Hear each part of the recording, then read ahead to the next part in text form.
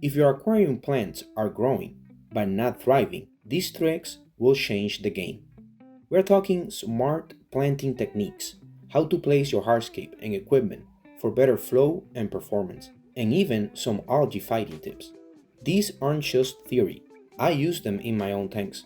They make a difference for me, and I'm sure they'll do for you too.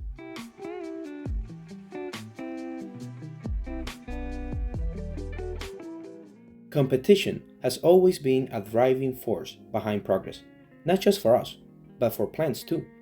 They thrive when they are pushed to grow, and one of the best ways to encourage that is through mixed planting.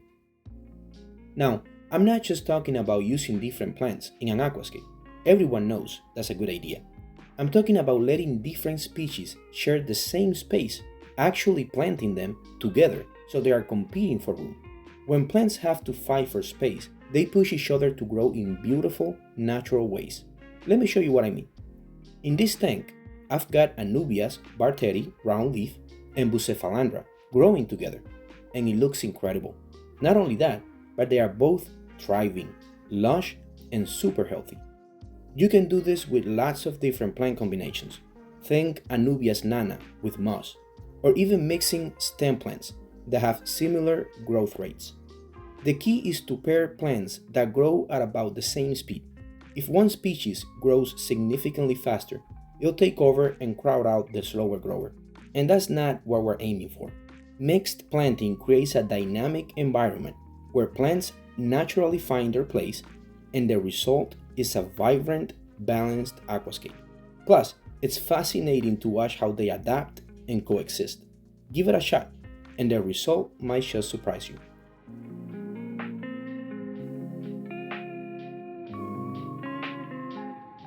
Let's keep it going with some more planting tricks. This time, focusing on carpet plants. One of the biggest mistakes I see is planting them the way you want them to look once they are established, and that's really not the way to go. You actually want to plant them deeper than you think, to the point that it feels like it's too much. Why would you want to do this, right? Because plants naturally reach towards the light, even before their roots are fully anchored. If you plant them too shallow, they'll start stretching upwards, and next thing you know, they are floating at the surface instead of staying rooted. By planting deeper, they'll still have a good hold on the substrate even as they grow upwards. Another thing to keep in mind is spacing. With stem plants, you can get away with planting them closer because they grow vertically, but carpet plants are a whole different story. They spread sideways across the substrate, so if you plant them too close together, you're going to need a ton of plants to fill out the area. Plus, even though a little bit of competition is good, if you take it too far, you can actually slow down growth. Instead, leave at least an inch between each plant. This way, they'll have plenty of room to spread out naturally.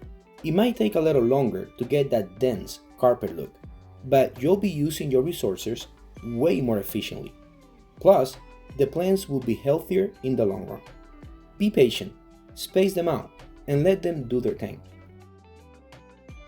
If you guys are enjoying the video, remember that you can like and subscribe, and thank you so much to everybody who has already done so.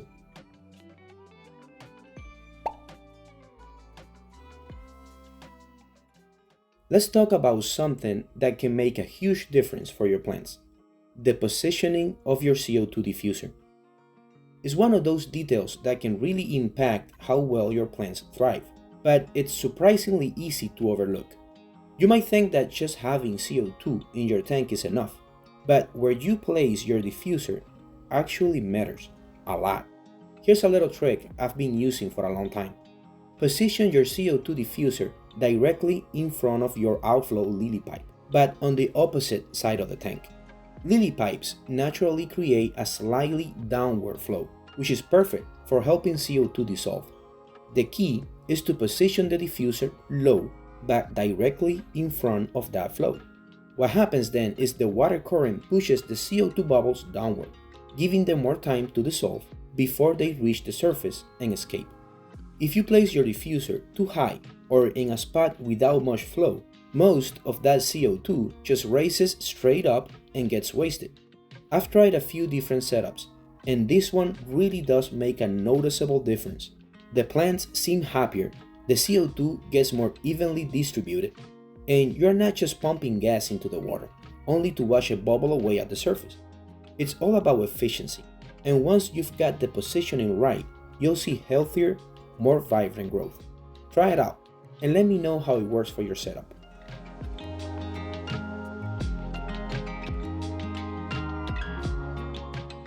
Here's a trick that not everyone thinks about: using your hardscape to channel water flow. There are a few reasons why you might want to do this. In my case, I find it to be a practical way to get the most out of my CO2 system and make sure the right plants are getting what they need. I've experimented with this in my 30-gallon tank, and it's made a big difference. Here's what I did. I positioned a large stone right behind my CO2 diffuser, and then used a combination of the rock and nearby plants to create a natural barrier. This setup not only pushes the CO2 downward, but it forces it to go exactly where I want it to go, instead of just floating off to the back of the tank.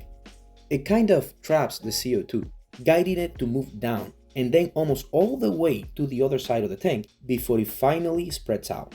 This works especially well for carpet plants because they are lower in the tank and really benefit from that consistent CO2 exposure.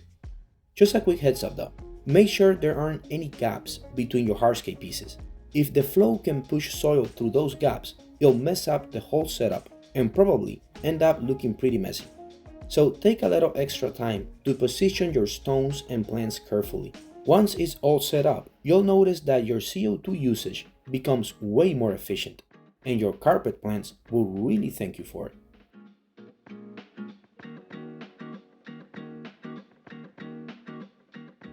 One of the best tricks I've learned to keep algae under control is increasing plant density. It might sound simple, but it's very effective. Think of it this way: algae thrive when there's excess light and nutrients. So the goal is to make sure your plants are using up as much of those resources as possible before the algae can get to them. That's where dense planting comes in. Start by adding fast-growing stem plants. These are like nutrient sponges. They grow quickly, absorb a lot of what algae will typically feed on, and help maintain that balance. Another great option is to include floating plants. Not only do they take up nutrients, but they also create shade, reducing the light exposure in the tank. This is especially helpful since we all know algae thrives under strong lighting. One thing to keep in mind though is that your plants will need regular trimming.